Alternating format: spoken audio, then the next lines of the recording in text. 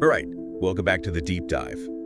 Today, we're diving into Fatima, Oh, Fatima, yeah. but, you know, with a bit of a twist. We're not just going to rehash the whole story. Huh? We're focusing in, like a laser, on young Francisco. Interesting. Specifically, why he initially couldn't even see Mary. Oh, right. He could only hear her at first. Yeah, and he needed to pray the rosary just to see her. Interesting. Then later, she tells him he needs to pray many rosaries before heaven. Many. Wow. That's quite a statement. Right. It's kind of a head-scratcher. Right. Luckily, he's got some great source material Oh, here. God. It really digs into Marian apparitions, grace, the power of prayer, especially the rosary. That's perfect for our listeners, then. Exactly. They love that stuff.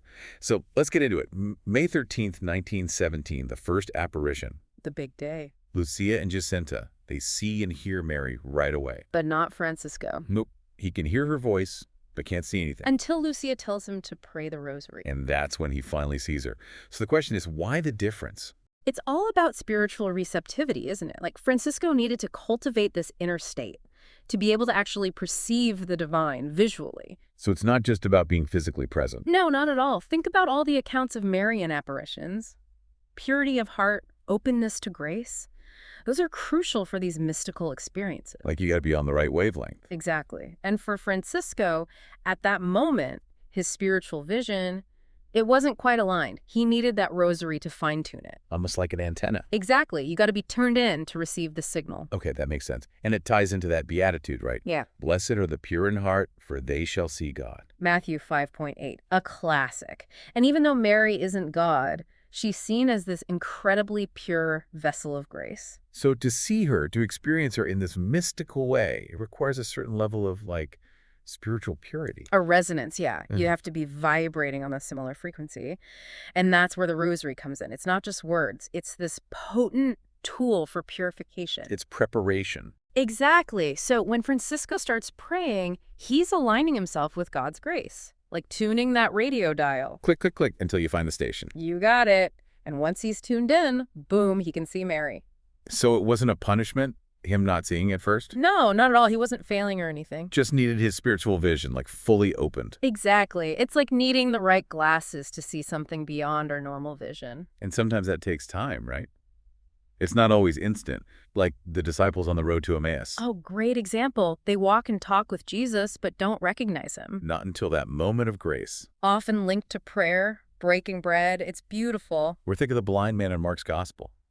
Healed in stages. Ah, yes. His sight restored little by little. Even St. Paul's conversion.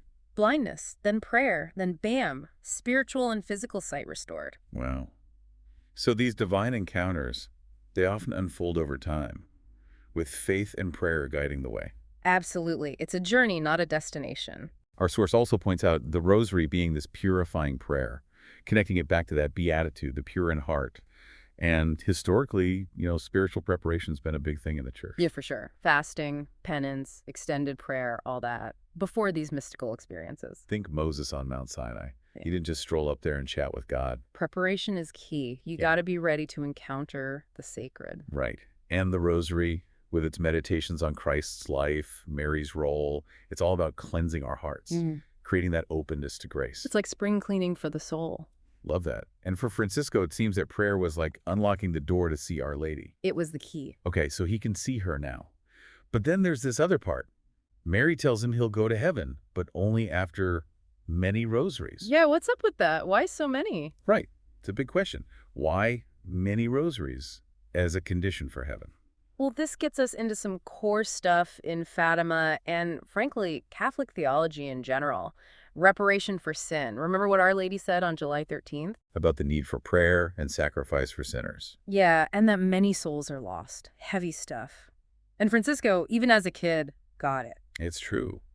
He said, I love God so much, but he is so sad because of so many sins. Powerful words. If only I could console him. A child with that awareness. Amazing. It really shows how spiritually attuned he was. He was on a different level, and it speaks to his mission at Fatima. Lucia had the message, Jacinta offered sacrifices for sinners.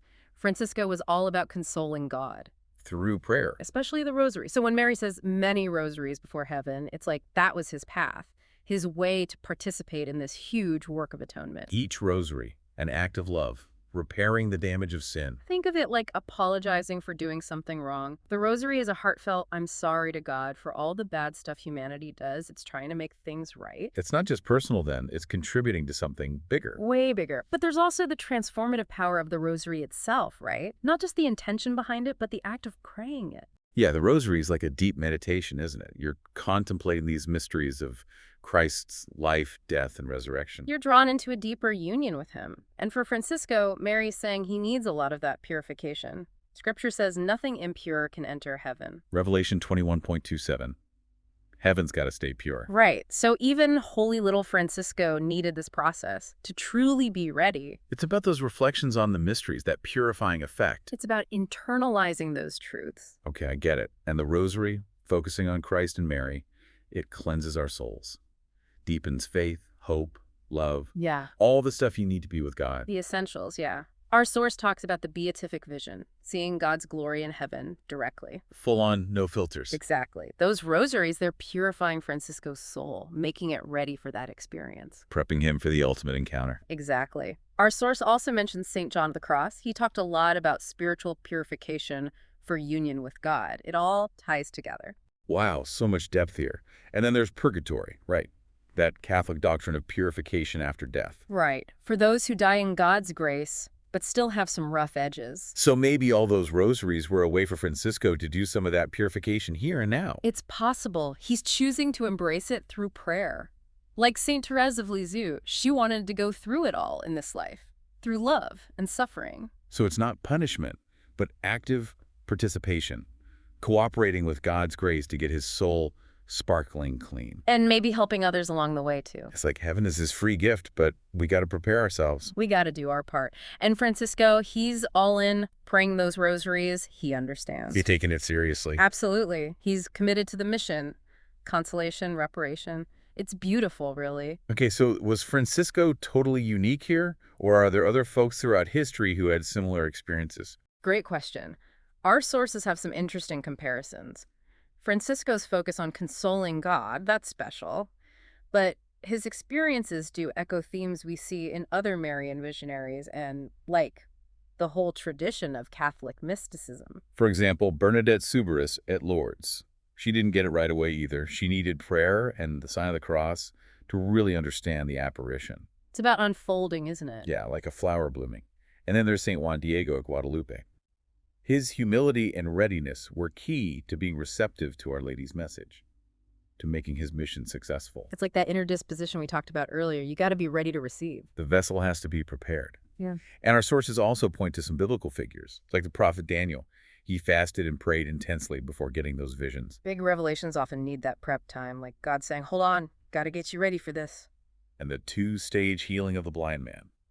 Spiritual sight awakening progressively. It's not always a light switch moment. Sometimes it's a dimmer switch, gradually getting brighter. Makes sense. And then there's this whole idea in mystical theology about the spiritual journey. Stages of purification, illumination, union. The classic 3 stages: purgative, illuminative, unitive. It's a journey upwards. Francisco's experience, it almost mirrors that, right? Yeah. Can't see it first, then growth through prayer. He's moving through the stages. And it's not all about apparitions, right? There are other saints who focused on prayer and purification on their way to heaven. Absolutely. St. Therese of Lisieux, she chose love and suffering in this life as purification. Padre Pio, he had visions of souls needing prayers to get into heaven. And Faustina, she was all about prayer and offering up suffering for those in need. So this theme of purification, it runs through all these stories. It's woven into the fabric of holiness, you could say. Powerful stuff. So Francisco's case, it's unique because he was so young, so focused on consoling God. And of course, Fatima's a globally significant event. He had a big role to play. But the core principles, they're universal, right? Prayer opens us up to divine realities. Purification gets us ready for heaven. Those are the takeaways for everyone. Okay, so as we wrap this up, what are your big takeaways from Francisco's experiences? Well, first, that whole thing about him not seeing Mary at first, it's a reminder for us. Prayer's not just going through the motions, it's how we tune in to God. Like turning on that spiritual radio. Exactly. It opens us up to things we wouldn't see otherwise. And then, many rosaries before heaven, that's about the rosary's power. It's a tool to make our souls shine. Polish them up for the big meeting. Exactly.